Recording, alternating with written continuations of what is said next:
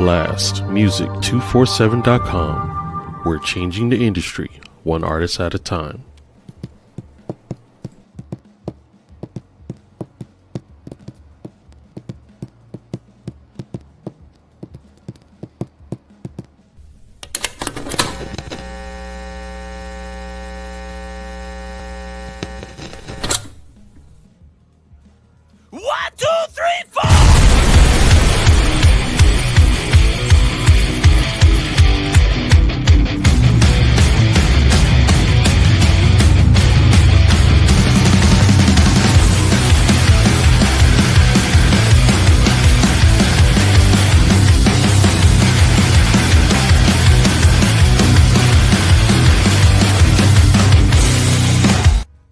Hey folks, Michael Botte from the Michael Botte Band, coming to you from Blast Music 247's Blaster Rock and Metal Podcast. Ladies and gentlemen, thank you so much for sharing time tonight right here with me, your host, Michael Botte on Blast Music 247. We have a great show for you tonight, and once again, this is becoming a refrain for me. I'm cruising through Facebook, trying to find something interesting, something new to listen to. I find this band, dig them, message them, talk to my producer to get them onto the show, and guess what? We did. So, ladies and gentlemen, please welcome to the show, The Rising Fall. Hello. Hey! Well, hello, everyone. Hello. Hello. Remember the Brady Bunch? This is like the Brady Bunch, all the little squares. Just a little older. Oh my God. I'm Peter Brady. You want to be Peter, John? I don't want to be. I just have to be. So what's this band you're talking about? What band did you find? Sounds interesting. Yeah, I don't know. We're going to learn a little bit more about them. They go by this weird acronym TRF or something. I'm not sure. So maybe they're being mysterious, but we're going to learn more about them tonight, I promise you. So thank you, everyone, so much for joining. If I could just take a minute and sort of explain the lay of the land, not only for you, but also for the listeners. So what we typically like to do is we start out, with a bit of an introduction. Then, of course, we're going to take a trip in that Wayback Machine and talk about the genesis of the band, where you've been, what you've seen, all that good stuff. Then we come back here to the present, talk about what you're working on. And then the most fun is we put that sucker in fifth gear, go to the future so you can tell the fans what to expect from you next. And then at roughly the 15-minute, 30-minute, 40 to 45-minute range, not only do we love talking about music, but we're going to play your music somewhere around there. So that is the plan. What do you think? Let's rock on. Cool. Do it. Rock on. All right, so we're going to take a hop in that Wayback Machine. And Kim, since you're right there in front of me, would you talk to me about the genesis of this band, where you've been, what you've seen? I know that individually you all have a story to tell, and it might be good to tell some of those stories as well. But maybe for you, maybe tell a bit of your story and then how it all developed into the band. Okay, so, I'm KK. I'm the lead vocalist, and also I play keys as well in The Rising Fall. And I would say we were formed probably late 2022 is when this band actually started conversations. We've all known each other in some way or another through other bands that we performed in, either tribute or cover bands or original bands at one point. And we've all been friends. So that has actually been a plus. We're no strangers to each other. And Steve and John were actually working on a project together. They were kind of dabbling. This is during kind of COVID time as well. And they were just jamming in their basement, and they said, maybe we should start a band again. And they just contacted, I guess, maybe auditions and that to get some people out that were interested, and they really weren't getting anybody that they felt comfortable with. And please interrupt if I'm putting words in your guys' mouth, but they were like, maybe we should just kind of like see what's out there, and we need a bass player and a singer. And Steve had gone to a concert and saw, and I can't remember who it was. Steve, who did you see? It was my wife and I went to go. She wanted to go see Lacuna Coil, and ended up having Butcher Babies at the same time. So I was digging Butcher Babies, and she's always been a fan of Lacuna Coil. And then the next day, I drove down to Kentucky to a friend of mine's wedding. On the way down, I'm like, female singer. I don't know why I didn't think about it beforehand. I'm like, female singer. And then John texted me around the same time. He's like, dude, we should get a female singer. And I'm like, he's like, but I don't know anybody in Chicago who is a great female singer. I'm just like, I know. I'm like, let me make a phone call. And then that's when I called Dimitri. And I did not realize you were in Phoenix when I called you. But, hey, I called him. I'm like, hey, what would you think about jamming together? And he's like, let me talk to Kim and KK, and we'll figure something out. And then we met together at a bar and barbecue. And the rest is history. Here we are. Yeah, that's what it was. And we were going back and forth with song ideas for a little bit through email, and we didn't know how we all wrote, because it's 4 people writing together, which is a challenge. And honestly, we all clicked. It was amazing. It was just a great experience. And so now we're 2 years later with about 10 songs written, and here we are. 10 songs. Dimitri, you're from Phoenix? You're from Phoenix? Is that where you were from? No. I was down there on business. Okay. We got a place down there. Okay. No, it was Steve called me, and I was talking to him then, and then we just kind of, I think it was October or whatever it was, November, we met up and just talked, and met John for the first time. And he had both arms and legs, so we know he was going to be a drummer. So, but no, it was cool. And we just started like coming up with ideas, and we wrote a couple songs like right off the bat, and things kind of clicked. And then slow progress up until now. There's a lot of things that happen with writing songs and pictures, and a few gigs and demos, and then studio. And now we've got 2 shows next weekend, and we got a bunch of shows actually this year, and a whole bunch of things going on, really good things going on. So yeah, it's exciting. I mean, it's cool. And we've all been playing for so long, and it's like, it's none of the BS, or it's like when you're younger and you've got the ego of, I got to be the star, or, this is my song. We all kind of collaborate on the song together, which is ideas, and we just write it, and it's 4-way split. It's fun. Age. That's the thing. Fun. It's fun. I think that's what makes it great. Is it's not 1 or 2 people writing a song; it's all 4 of us. So more of a collab. Figuring it out, collaborating, and one of us might come up with a riff or an idea, and then we just build off of that. Okay. So you guys are all from Chicago. I love Chicago land, because I used to live in the Chicago land area, which pretty much means like 50 miles out of Chicago, I think. Yeah. I used to live on Russian, Ontario in the city when I was younger, but I got in trouble down there. So I went out to Lombard, right on the Ike, and that's where I used to live. So what does Chicago land mean to you guys? Where are you guys located? It's the periphery of Chicago, like any of the suburbs, north or south, but people from like if they have a Chicago address and you say you're from Chicago, but you're actually from one of the suburbs, they get really upset. Yep.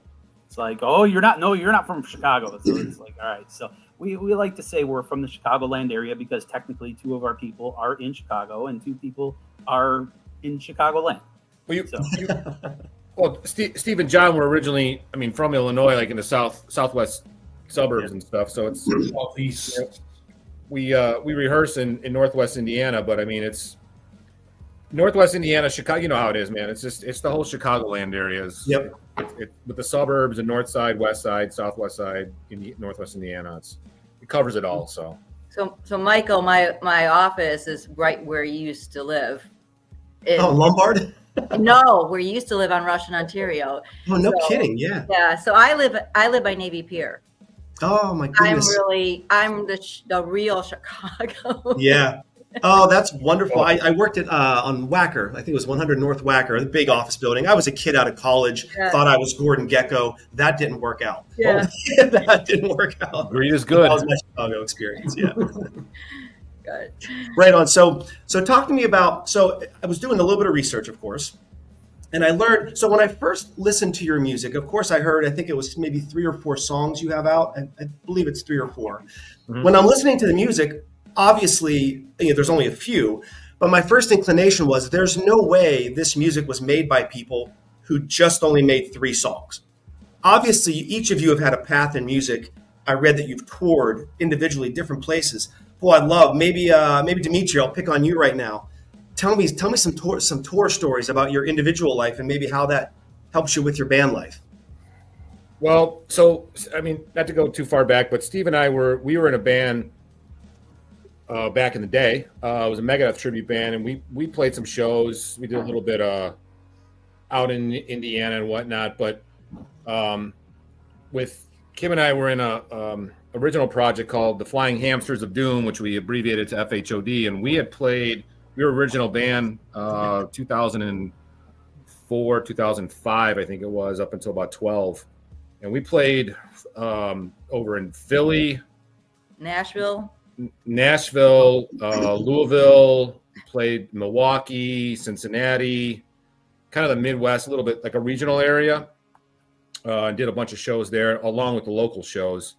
So it was good experience, going to these clubs and going to these new places and meeting new people, and now with our band currently, we've played Springfield, we've played Bloomington, Illinois, played Hobart, Indiana, a little further out into Indiana, and we've got some other shows coming up. But it's interesting to see the change from the Chicago area music scene versus playing out into like another city or another town that maybe doesn't get a lot of music and original music, so they seem to be a little bit more appreciative of that, and it's cool. I mean, it makes us feel good, and we just did, and Steve can talk a little bit more about this, but we just 2 weeks ago or last week?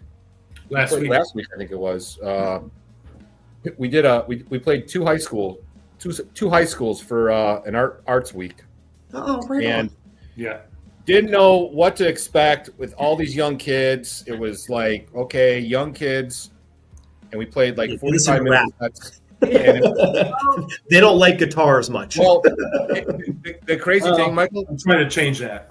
and Steve can talk to this, but we played this. The first show we played at, it was 10 o'clock in the morning. Talk about an early gig. We were like, yeah, no shit. And we go there and we're playing this big like auditorium and stuff, and we're like, all right, let's hit them with 3 songs right off the bat, kind of shock them a little bit. And then after the third song, it was like we got the applause and cheers. It was like, okay, that's cool. We finished our set.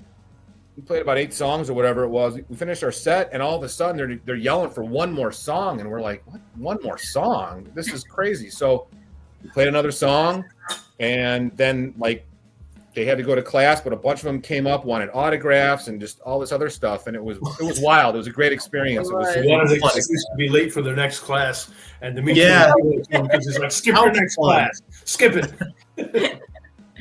How fun is that? Well, I'll give you $1,000 if you have a poster of the Flying Hamsters of Doom. I want that concert poster. Wait. You want pesos? You said $1,000? I need that. Can you take a future dated third-party check? Hey, man, I will go upstairs and get one right now for you. I won't take your money, but I can show it to you. Oh my God! Absolutely, have to see at some point. We had awesome stickers too. We had some really cool stickers too. Some demonic hamster.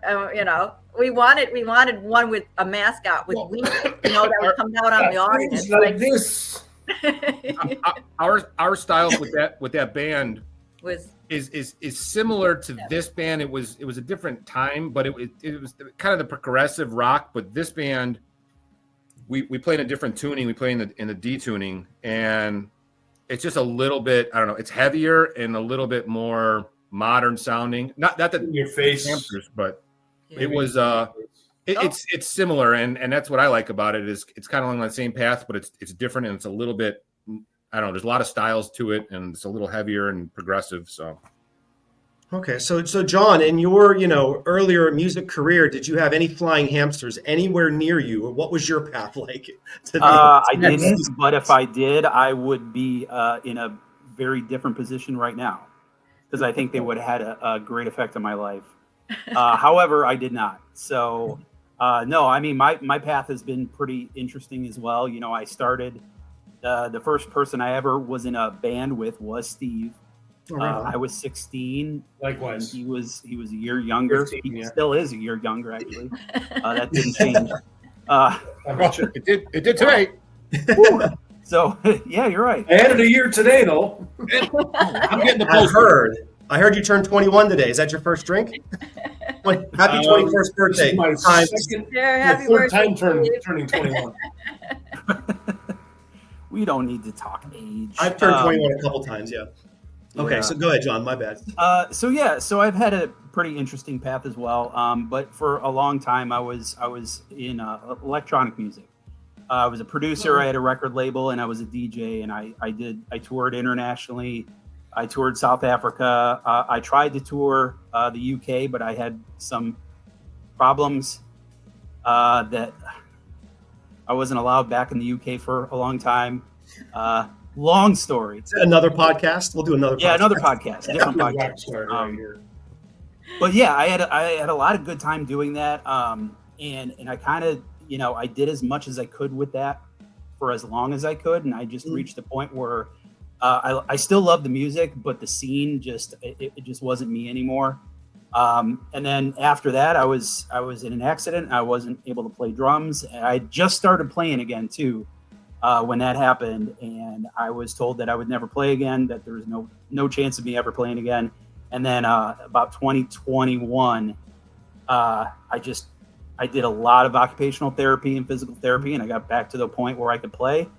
And I just asked Steve, I was like, hey, you know, you live close, you mind just coming over and just playing? So we played for about a year, just like playing cover tunes or just jamming and whatever.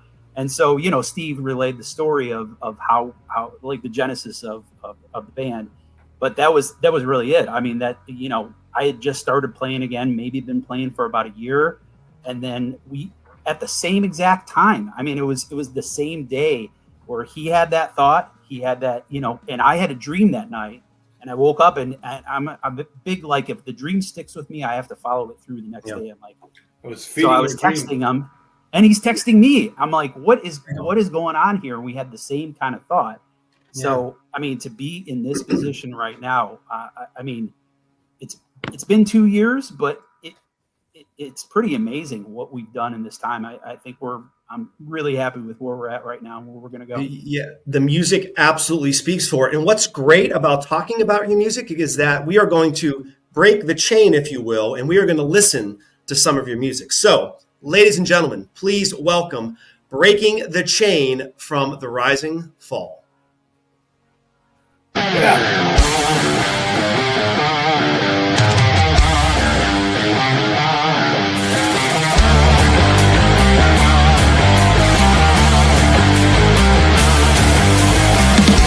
put us in a corner with no proof and no compromise. Counting on our disorder, kept us down, now waters rise. Higher, higher, breathe the fire.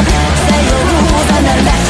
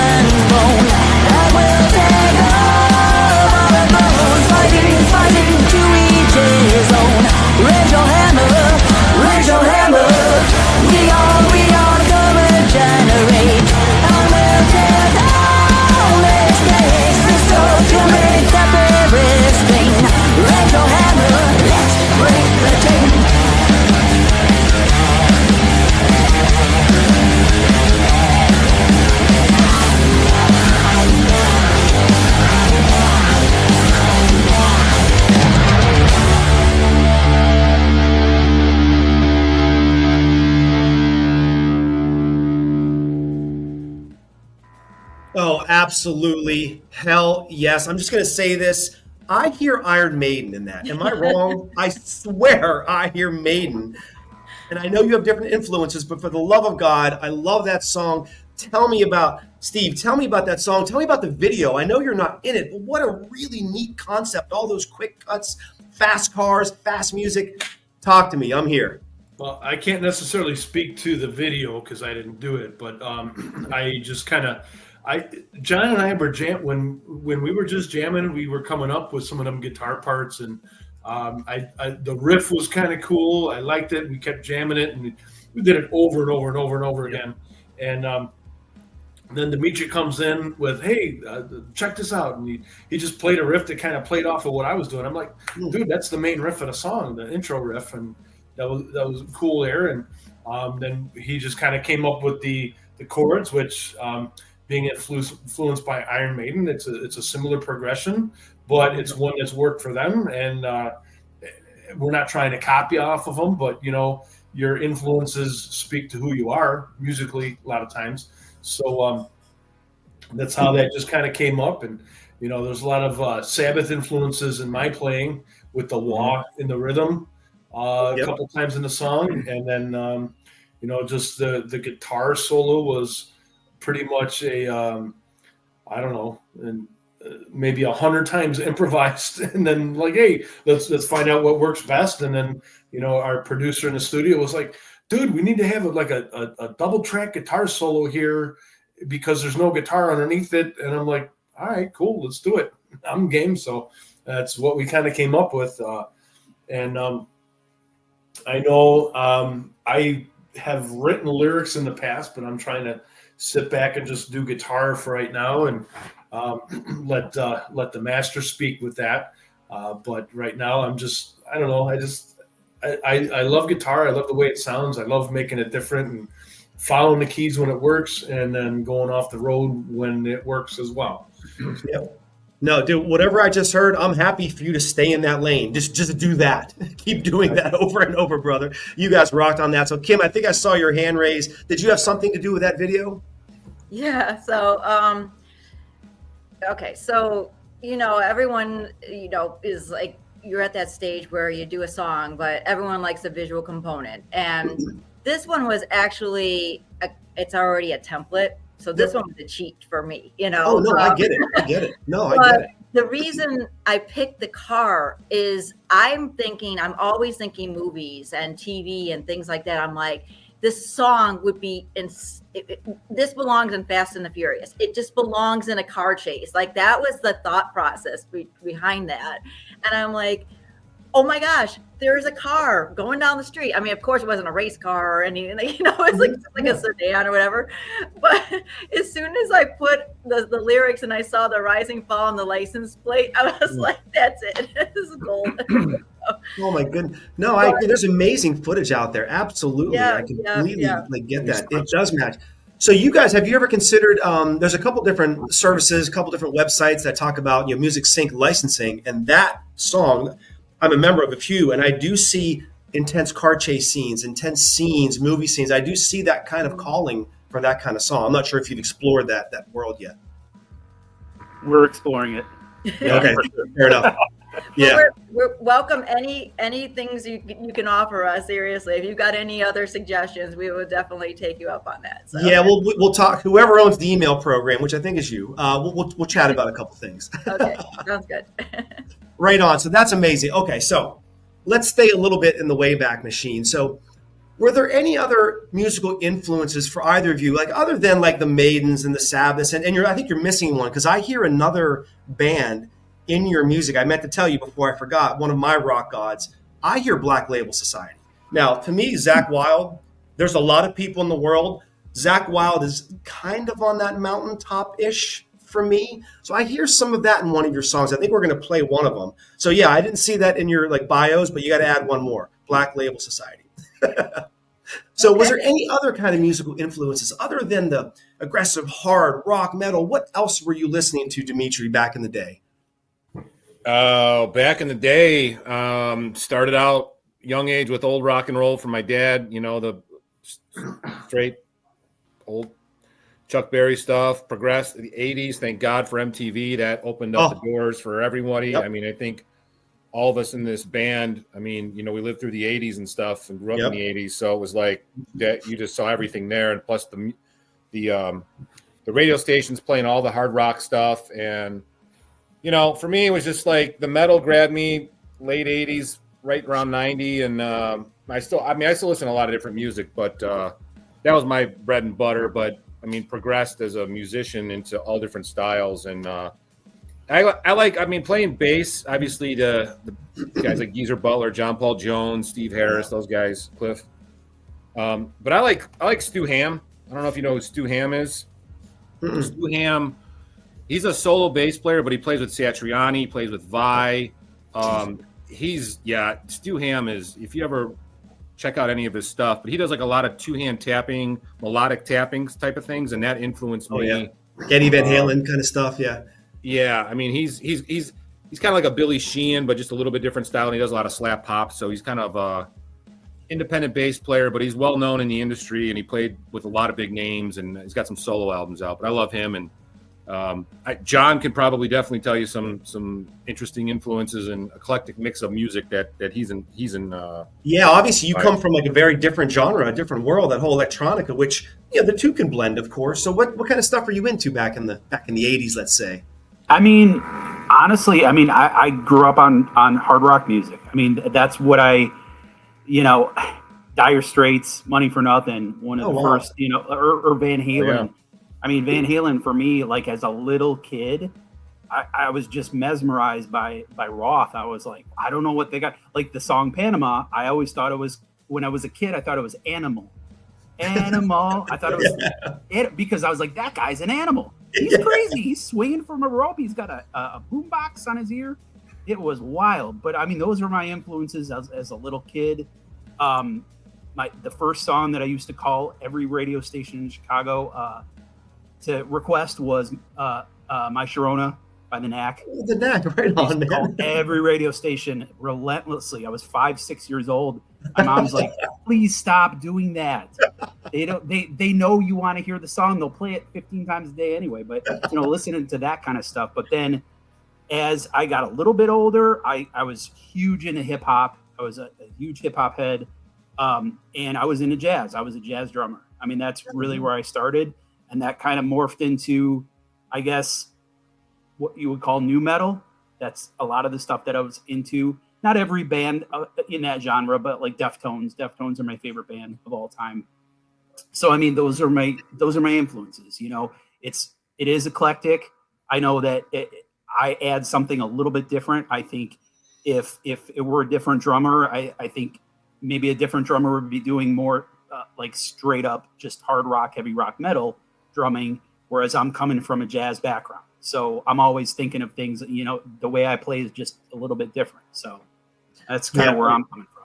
Like I told Steve, please stay in your lane too, because it's working very, very well. So Steve, I graduated high school in 1988, right? So posters were huge back in the 80s. You talk about MTV. Thank God for MTV, because we got to see our rock gods a lot more than you probably ever would. There was no internet, no phone. You couldn't see these folks. So thank God for MTV. But posters were big for us. So Steve, in your high school room, which whatever year you graduated high school in, what kind of posters did you have in your room? The heaviest. I had Skid Row, Megadeth. You'll probably hear a lot of Megadeth in my playing, just because that's what I grew up on, and that's what when I was really learning how to play, I would try to mimic a lot of those players: Marty Friedman, Chris Poland, Metallica. I love James Hetfield's rhythm playing. I love the way their songs were put together. I'm trying to think of what other posters were up in my room, because there were a lot of posters. Anthrax, Slayer. I will not negate the fact that I am probably the heaviest part of the band, because I get into super heavy stuff. Like in the 80s, that I was into a lot of that. Van Halen. I mean, my brother turned me on to Van Halen, Aerosmith, a lot of the rock stuff. And growing up around the house, we used to hear like a lot of Elvis, Patsy Cline, Beatles, Led Zeppelin, Black Sabbath. I'm all over the place. So like it's a natural progression to where I was to where I am, just because like everything I've listened to has helped form who I am. I mean, I love any little cool little guitar part. I'm like, man, that's awesome. I love that. Listen to it over and over and over and over and over again, and eventually, I was one of those. Can we curse here? Is that cool? Sure. Nighttime Okay. TV. I was one of those assholes that would always steal your riff.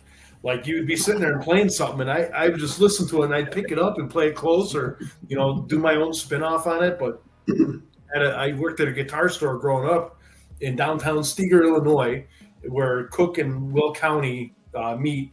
And one of the guys that was working there was in a band, and he was playing all these songs. He'd always have his back turned to me, and I would still like go and play it. But getting back onto the poster thing, that's probably about it. But when I got into the 90s, I got into like the death metal, like Cannibal Corpse and Deicide, and of course Dimitri turned me on to some of the melodic death metal from Sweden, like In Flames, and from there I got into like Soilwork, and so I love the guitar work. But I've always kind of followed, at least with this band, a Lynch approach to writing songs. It's like make the song pretty easy, and then when the solo comes, go off. So man, that's your creativity. Yes. Yeah. Oh, right on, dude. That is phenomenal. What an eclectic mix. But unfortunately, right now, I'm going to have to surrender this conversation because you like when I do that, right? Well played. I'm going to surrender this conversation because it is time to stop talking about your music and start listening. So, ladies and gentlemen, please welcome I Surrender by The Rising Fall. Mother, hear me. It took a precious part of me, holding ransom my sweet captivity. I cannot breathe in the water, can't lose the binds I've tied together. Here is the one I pushed aside. Here is the gun for the suicide.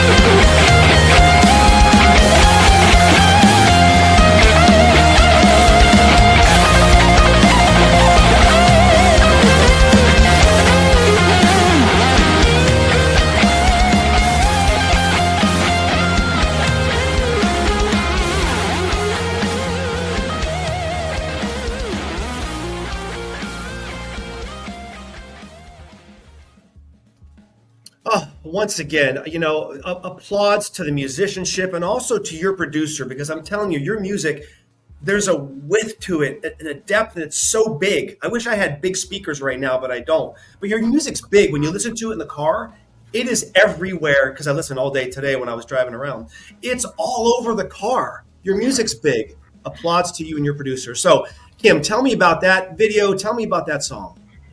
So that song was actually written on the piano, and completely written on the piano, actually, at one point. And it's probably something that was maybe written maybe 10 years ago. And it was something that, I do all the lyrics, and it was just something that I was going through internally, as far as, war within myself about, like, just basically, the struggle. And it was basically a struggle as a musician, and what you need to do, and how come, do I continue this path, the disappointments, the criticism, things like that. There's all that stuff weighing in your mind. And that was my take on the song, as my war within myself. But it can be taken as anything that somebody's like internally, going through, that they're struggling with, that it's a fight. Like, you're constantly, something's nagging at you and you just can't let it go. And it's like, just breathe and let it go. And that's the only way to move forward. You just need to, like, let that struggle, just, sometimes you can't win. That's just the nature of it. You'll fight it. And like, you know what? It just has to be something that I just really, let go, and you can only move forward that way. But that's what the I Surrender was all about. And we wanted to produce it very, like, the epic song. I mean, with everything, piano, strings, the different areas of different vocal approaches, the huge harmonies. And it's a simple song. I mean, it's 3 chords. It really is. And it up until the bridge, which I absolutely love the bridge. I love the change in the dynamics of the bridge, with a fast, guitar and all that stuff. And then it just kind of goes, and it just explodes again. It's like, we just loved how that song came together. And we were curious, because we came out with 2 bangers at first, when there were 2 songs, and that was our 3rd release.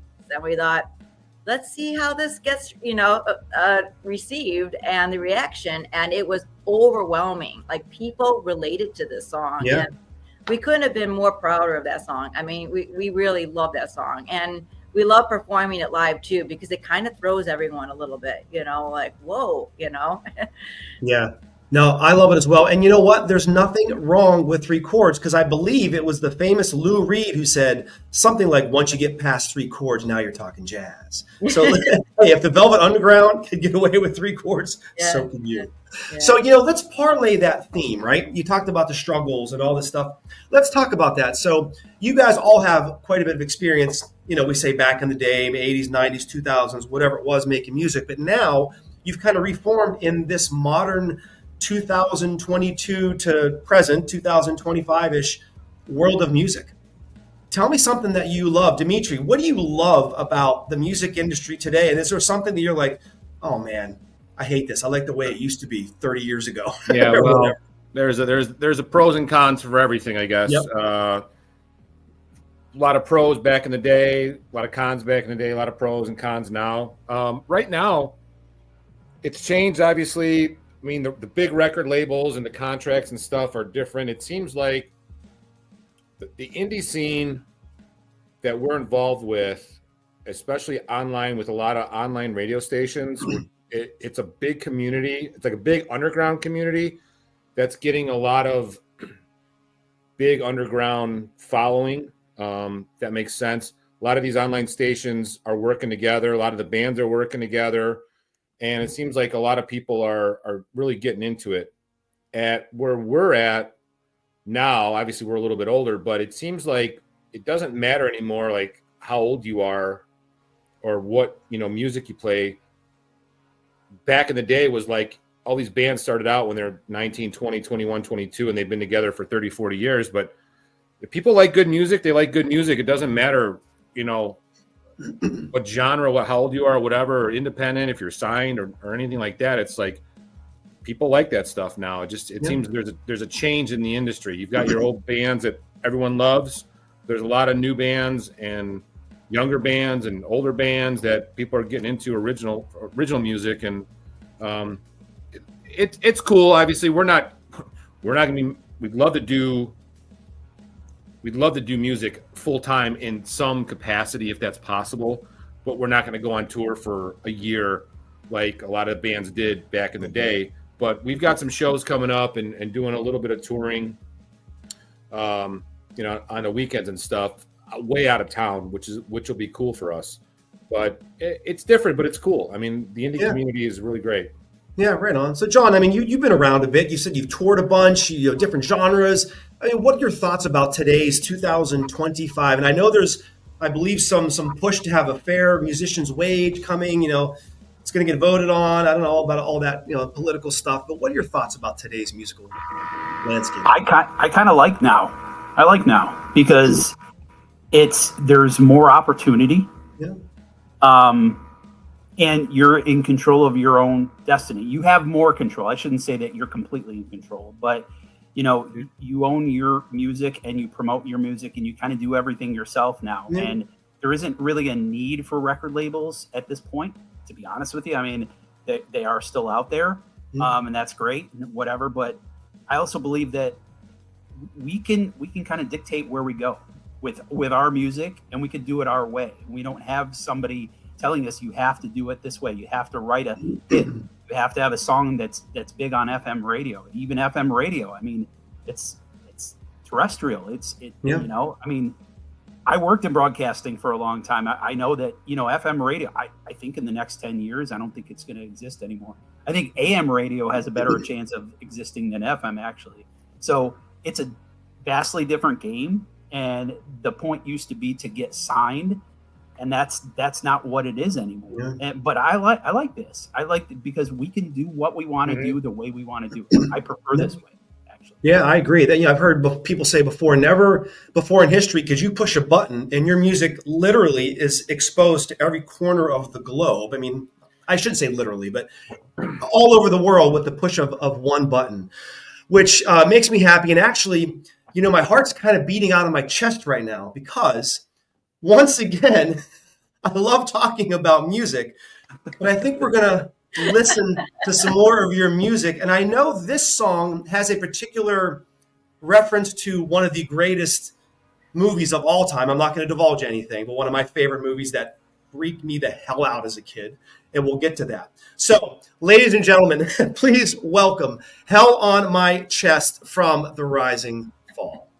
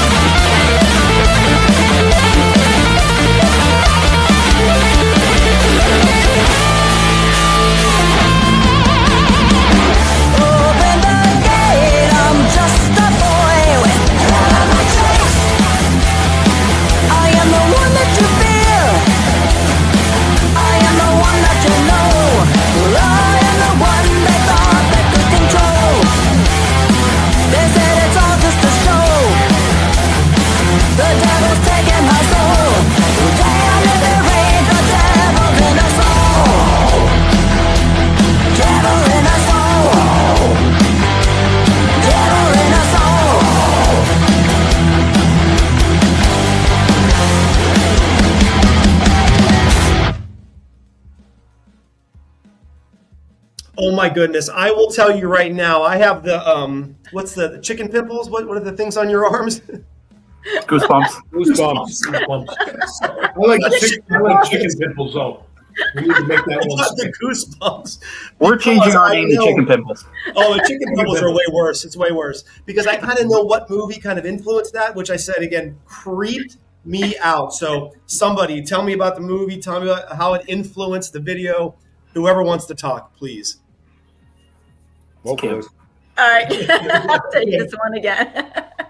All good. Yeah, so it's kind of funny. I was actually watching a documentary about the making of The Exorcist. Ugh. So if you haven't gotten that before, but the song is basically about The Exorcist, and watching a documentary and how this was made and who really influenced it. And it was actually a boy, which I always thought it was a girl because, you know, The Exorcist features whatever, Linda Blair.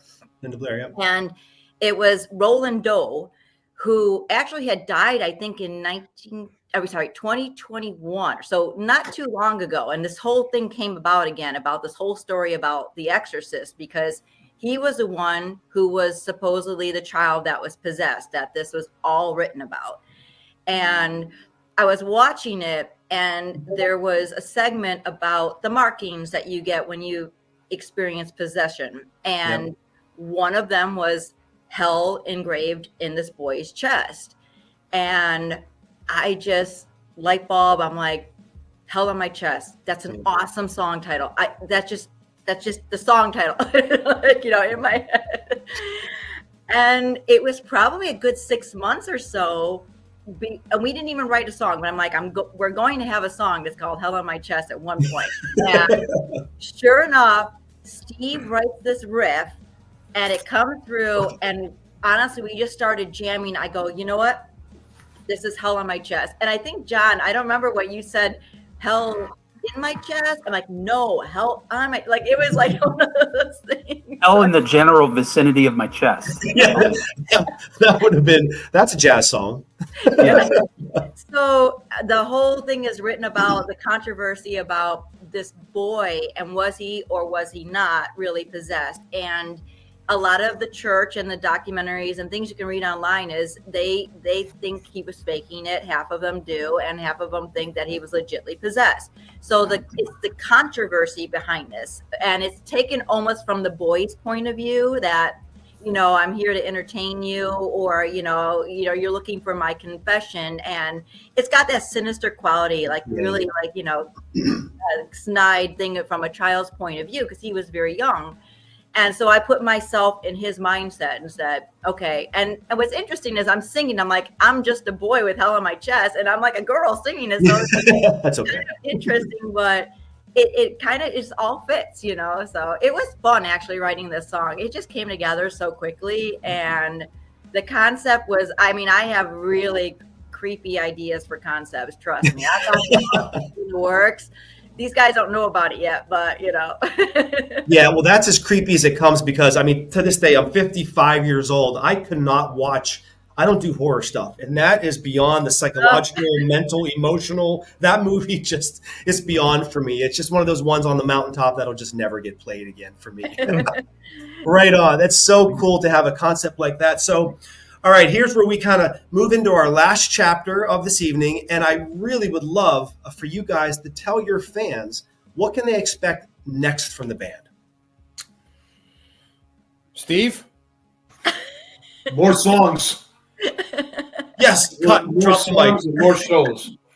So we got two songs that we most recently wrote.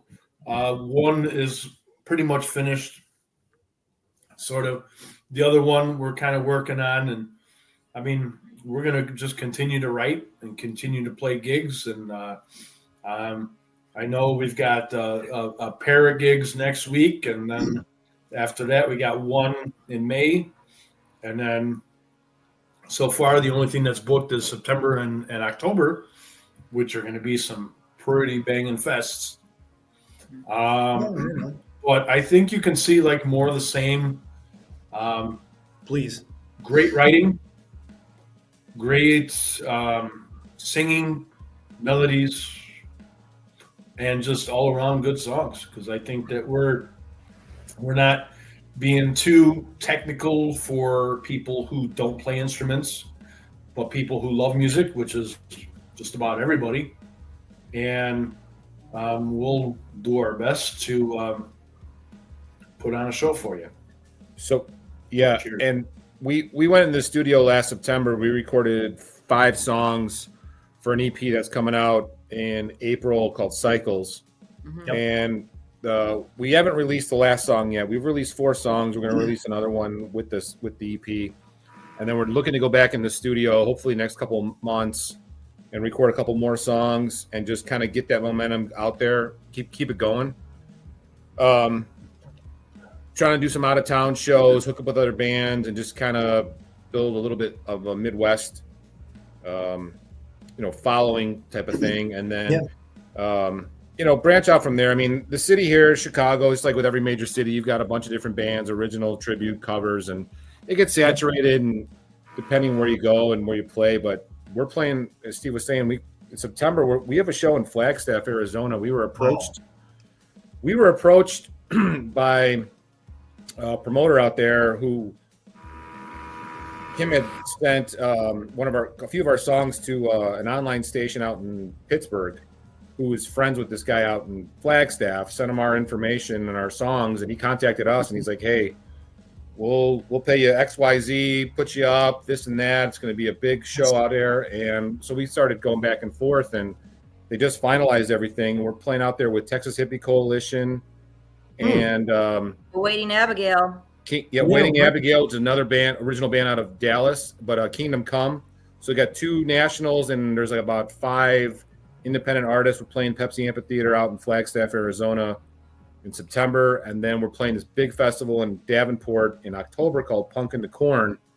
And if you're not familiar with it, Punkin' the Corn. Yes. You will be everywhere. Punkin' the Corn is going to be a big festival. It's being promoted pretty heavy online. Tim, the DJ, who's the main guy behind the whole concept of the festival, he's got a show on Fridays, I believe it is, EWL, and they've got Green Jelly playing Friday, which I think we're on the bill with them. Green Jello, I should say. Remember, Little Pig, Let Me In. Not butter, my chin. And then they're getting another headliner for Saturday. There's about 30 independent bands coming in from all over the world. Australia, Germany, UK. It's crazy. So we've got some big festivals we're playing coming up this year, which will be cool. So that'll be some great exposure and meeting a lot of original bands and just kind of networking and stuff. So, oh my God! What I heard for the message to your fans is there's more music coming and more chances to see you. And you mentioned Awaiting Abigail. They were on the show 2 shows ago or 3 shows ago, whatever it was. I love them. They're doing so well. I mean, that's so great. I mean, I know their story too. I've heard their interviews. It's fantastic. I mean, it's great for them. I mean, honestly, it's like, but it just kind of shows you like we're all in this together again. Like yourself, you're an independent artist too, and congratulations on being the ISSA, Yeah, something. I don't know. I don't know. I don't know, but I mean, you're helping the indie community so much. I mean, that's what we had alluded to before, was just that it is an underground indie scene, but man, the support has been so overwhelming. And I mean, I think if you're an indie underground band, if you're kind of not in that like circle, you need to get in that circle, because it's a wider circle than you think. It's not very finite anymore. It's branched out, because who else are we going to have to support and trust except for the scene that we are all involved in? We're all coming from the same place, so. No, I agree with you 100%. As someone who receives the love, but then also tries to give the love, I get it. So this has been phenomenal. Unfortunately, I'm sure everyone's going to be so upset that we have to say goodbye, but everyone, thank you. Oh, look at this. I had to show you. Nice. Michael, Fangs. Told you, it's got big fangs. I'll send you a third-party dated check, future dated check next Tuesday. This thing is not working. Wait a minute. Hold on a minute. Oh my goodness. That's okay. I wanted to show that we really were the fly. Oh my goodness. I'm so happy that you finally showed that. Ladies and gentlemen, exclusive right here, the resurgence of the Never mind. Yeah. Don't worry about it. Oh, absolutely hilarious. Absolutely hilarious. Well, everyone, thank you so much for hanging out with me, your host, Michael Botte, right here on Blast Music 247, and this killer band, The Rising Fall, making new music out on the road. Make sure you check them out. I appreciate you. Thanks, Michael. Thanks, Troy. Bye, brother. Thanks for having us on.